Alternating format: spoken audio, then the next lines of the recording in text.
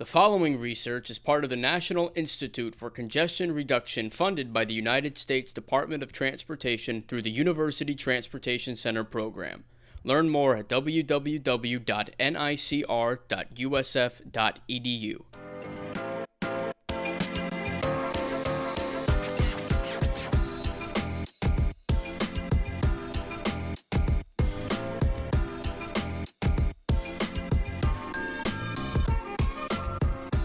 Welcome to Out of My Lane, podcast of the Center for Urban Transportation Research at the University of South Florida in Tampa. I'm Wayne Garcia, your host. Today, we want to talk about mobility as a service to you, to the community, and how it plays a role in a program called the Tampa Bay Smart City Alliance. And I have with me two folks who have partnered on multiple research endeavors at the Center for Urban Transportation Research, or CUTR. First is Dr. Sean Barbeau. He is the Principal Software Architect for Research and Development at CUTR at USF. Hey, Sean, good to have you here. Hey, Wayne, thanks for having me. And Brandon Campbell is the Smart Mobility Manager at the City of Tampa. Brandon, welcome. Thanks, Wayne. Glad to be here. I'm going to assume that's a manager of smart mobility, not a mobility manager who happens to be smart, although you happen to be pretty smart. We've had a conversation before. Thanks. I appreciate that. Brandon's role at the city is in the Transportation Management Center. And so everything transportation, if you're in the city of Tampa, he probably has had some role in it, all the way from the management and operation of traffic signals to all of the planning that goes into moving around more than 1 million people in the greater area, many of whom come through the city of Tampa, especially at drive time, which is when I just came through. Which reminds me, we start all of our episodes with asking our guests, what's your daily commute to work like? I'll start with Sean. Sean, what's your commute like? So, Wayne, mine's pretty easy these days. I basically get up and out of my bed and then walk over to my desk. So since the start of the pandemic, I've been telecommuting most of the time, and it's really been great. It's a huge time saver, and I'm able to spend that time doing things instead of sitting in my car in traffic. You know, it's interesting, and there's some people who love that. Do you miss it? Some days, and there's certain opportunities still to get together and go back to a more traditional environment, but by and far, once you save those 30 minutes, an hour, 30 minutes each way, an hour a day, it's kind of hard to let that. I think at some point we're going to have to do a whole episode sort of on how the world is going to change, because we've had this enforced telecommuting, and everybody said, oh, I definitely want to telecommute. And I think some people found they really loved it, and then I think some people found they really hated it. So I think that'd be a great episode coming up down the road. Hey, so Brandon, what's your commute like? Well, it varies, but often I do actually like to ride the bus into the city. I live east of the city limits, and just yesterday I was testing out our mobility as a service application and how the transit system plays into that. So it worked out really well to park and ride and then walk from my final bus stop into the office. That's great. You killed two birds with a stone. You get to job without paying $4.50 a gallon for the gas, and at the same time you're testing this app, which we're going to get to. But let's start with the larger.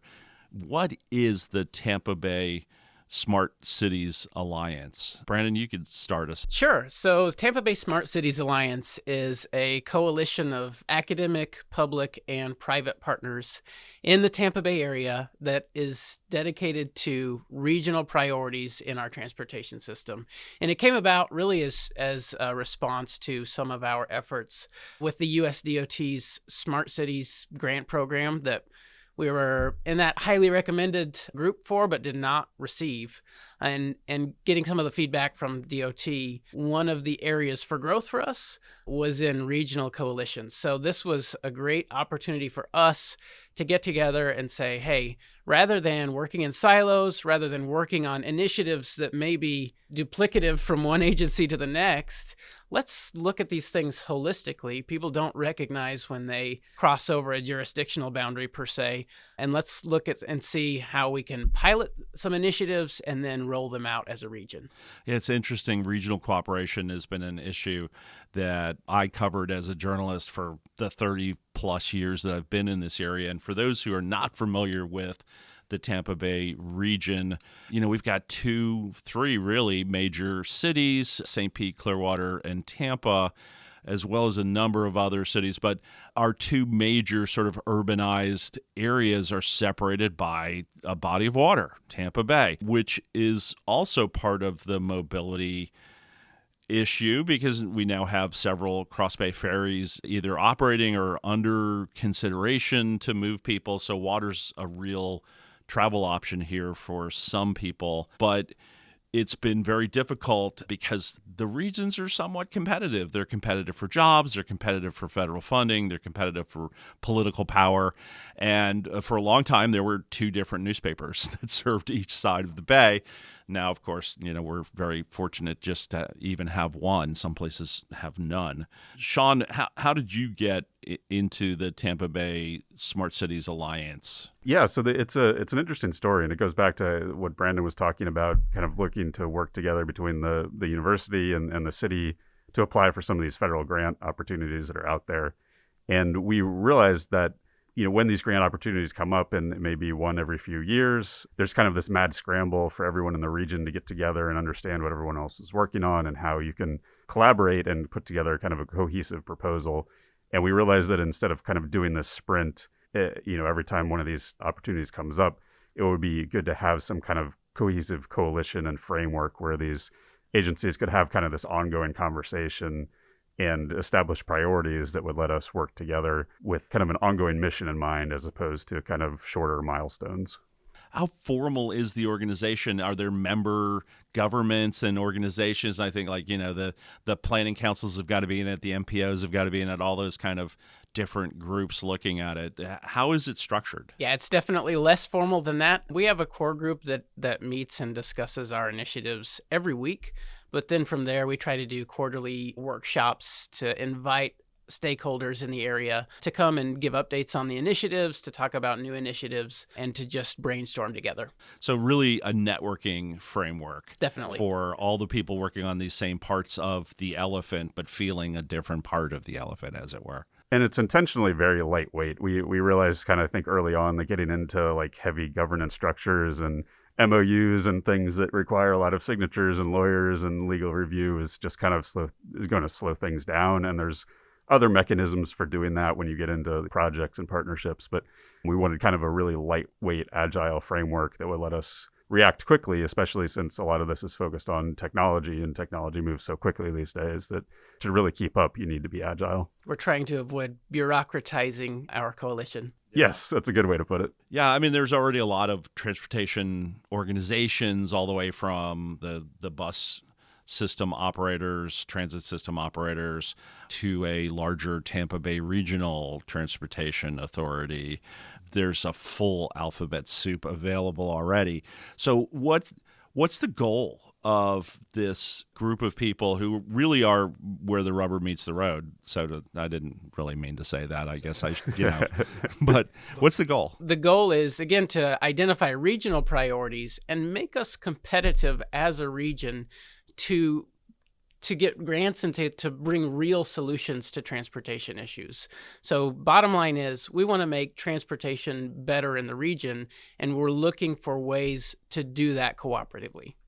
And one of the core tenets is what we had been calling ideas to action. So kind of focused on actually deploying things and then also like very organically as well. So if we can identify that if there's 3 different agencies in the greater Tampa Bay area that are all kind of focused and deploying the same thing, there's ways to leverage different partnership opportunities so that you can effectively have one larger deployment instead of smaller fractured deployments, which may not communicate with one another depending on what technologies you're talking about. And so it ends up producing kind of a more seamless regional approach. Is there a larger plan sort of driving this? And I ask that because some people listening might assume, okay, that it's a good organization to go seek road construction dollars, but that's such a one piece of a larger full puzzle. So what is that full puzzle, and how do you all decide which pieces to pursue?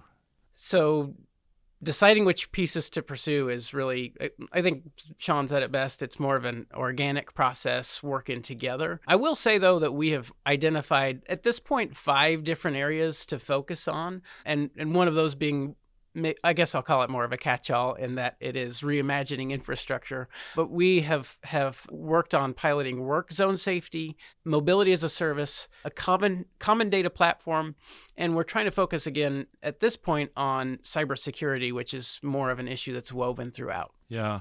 When you talk about data, so all these organizations that run like what you do, but for the city of Clearwater and the city of Bel Air and Pinellas County, Hillsborough County, Plant City, Temple Terrace, y'all's data doesn't necessarily talk to each other, correct? Correct. It doesn't necessarily talk to one another. They are somewhat interoperable, and so there are tools for us to try to work together, especially when it comes to, a signal system that might cross a jurisdictional boundary going from one system to another. We do use some sort of common language where we can coordinate and collaborate on those specific types of situations. I think kind of a good example of things that we're targeting with the Alliance are kind of more next generation types of traveler applications. And so I think the Work Zone Data Exchange is a really good example where historically all these agencies, if one particular agency owns a sidewalk or a road, they're the ones that internally have a process set up where they may have spreadsheets or databases to say this particular area is going to be under construction for this long, and here's the latitude and longitude and the boundaries. But then sharing that information between agencies, and then also kind of more broadly these days with Google Maps, Apple Maps, so that when you're planning a route from point A to point B, you'll actually know, are you going to be encountering a work zone? Those are problems that are kind of at a much bigger scale, and that we're hoping to target those with things like data standardization. So in this common data platform where then if all the data it could be any format internally to the agency, but if the agency is able to transform that into a standardized format, then everyone can talk to each other. Different agencies can see other agencies' work zone information, and then ultimately you get it on your phone in Google Maps or Apple Maps when you're driving. And some of those processes can be more automated because they are speaking exactly the same language and our protocols are the same. Are we in a golden age of transportation data? I mean, I think about, not only sort of traditionally embedded things in roads that tell you somebody passed over this or whatever, but now we have everybody carrying geolocated GPS phones and that kind of thing. So how much of the future of mobility and transportation is data? A lot, I would say. I think that's a fair question. I think that's a good term to use, a golden age for transportation data. I'll say that our traditional approach has been to do exactly what you said, to put sensors in the pavement, even evolving to radar detection on the side of the road, and to try to get direct data from the cars that are on the roadway. As it has evolved, we are more using crowdsourced data, using probe data, using other available data sources that can be purchased in anonymized formats at a much greater cost to scale than putting sensors in the pavement. So like if you're using Waze or Google Maps or Apple Maps or any of the transportation type of apps, that data can be available to researchers, which is a good thing.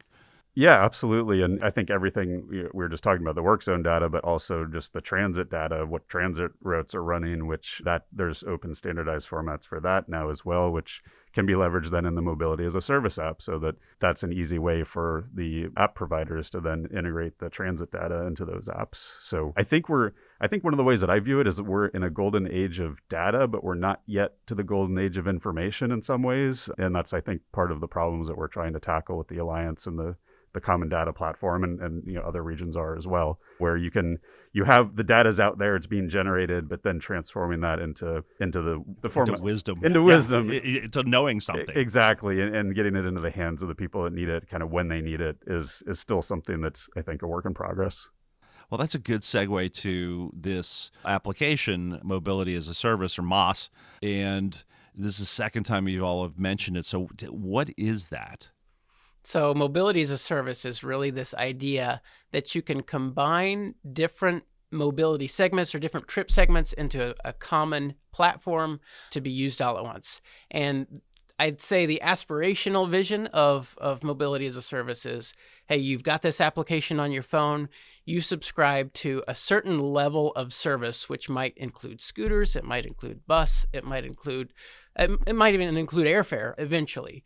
But if you have a subscription that you can just say, I don't want to buy a bicycle, I don't want to buy a car, I don't want to buy whatever mobility device, I just want to buy the ability to get around. So we have taken that sort of aspirational vision and we are piloting some more baseline functionality that is getting us toward that goal, which is going to tie together some of our scooter, transit, first mile, last mile information, parking for the purposes of park and ride, and put it all in one place with a little bit of additional payment functionality to get those people who are interested in sort of bringing all of those things together in a common place, to get their eyes on it, to get it used, and to hopefully take from there incrementally toward that ultimate vision. Yeah, because if I think about it, I was like, well, I don't use a lot of transportation apps, but I'm like, yes, I do.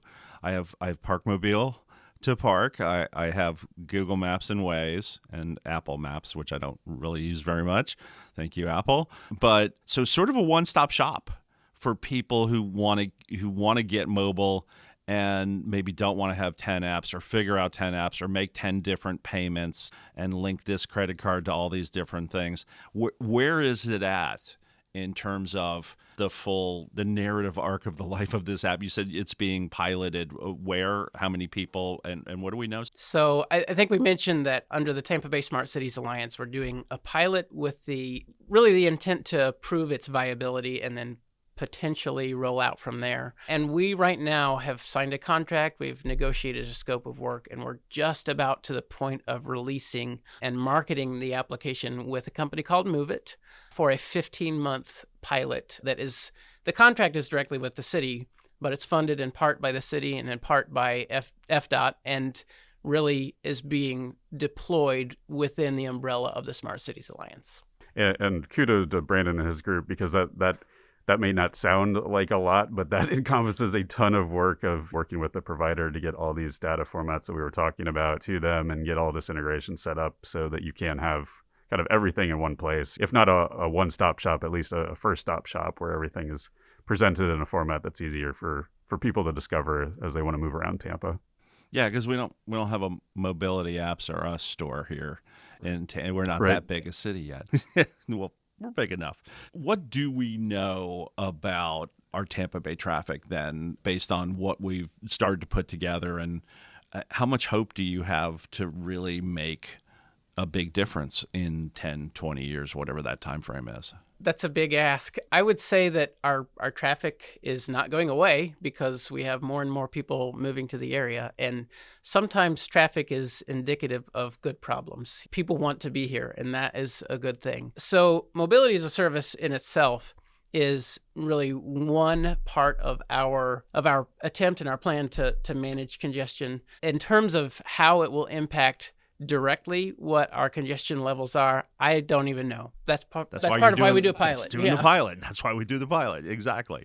And so, Sean, what's a win in this pilot research look like for you? So I think a win is, getting it out there and just understanding how people use it and how people react to it. And I think one of the tenets of the Smart Cities Alliance has been to do these things, to actually do the action part, like we were saying, the ideas to action. So I think any action here is a win, and we'll learn something from it, absolutely, going forward. We may not even know what that is yet, but it's something that we will learn, and then based on whatever we learn, that'll get us closest to, making it easier for people to get around Tampa Bay. How much of this whole equation is behavior?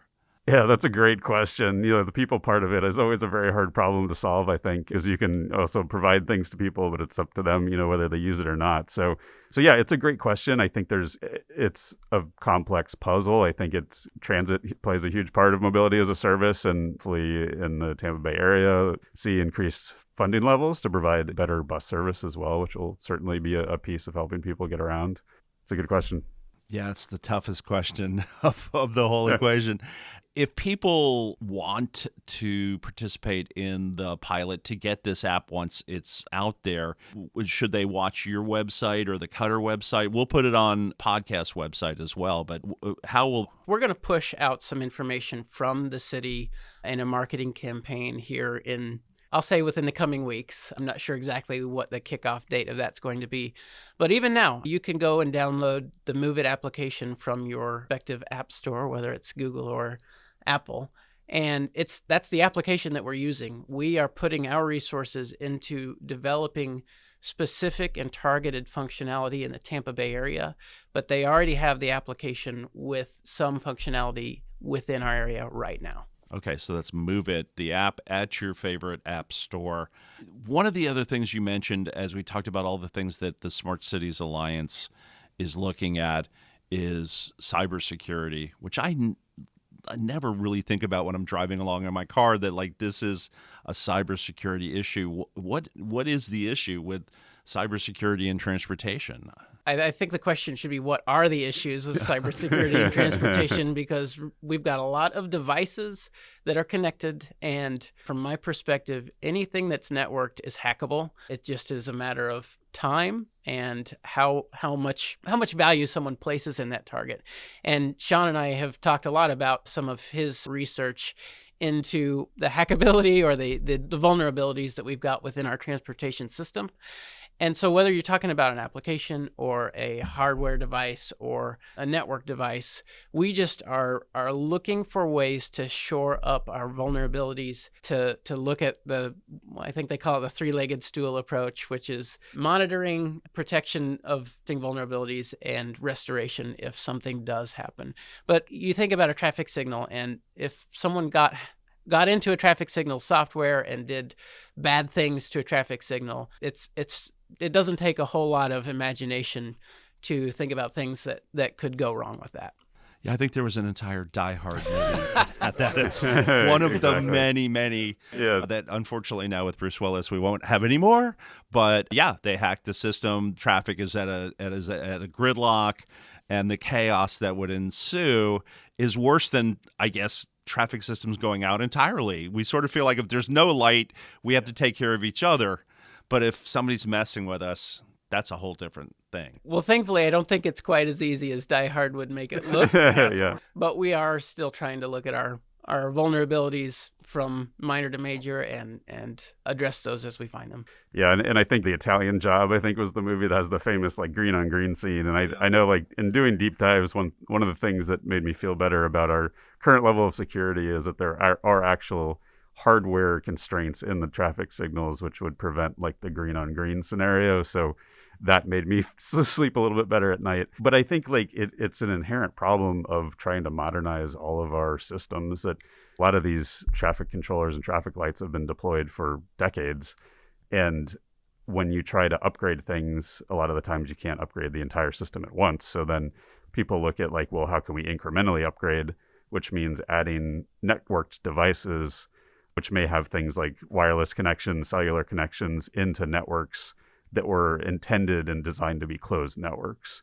So once you kind of open that door just a crack, and can't stand still with technology either, so you have to move forward. So it's more of understanding how do we try to minimize the risk and our level of exposure when we start opening these doors and moving forward and deploying new technologies, because like just standing still isn't an option either. So it's a careful balance between the two. Yeah, and I will add, I don't mean to say that we're an open book. It's not that easy, but we do want to be very vigilant about what could happen.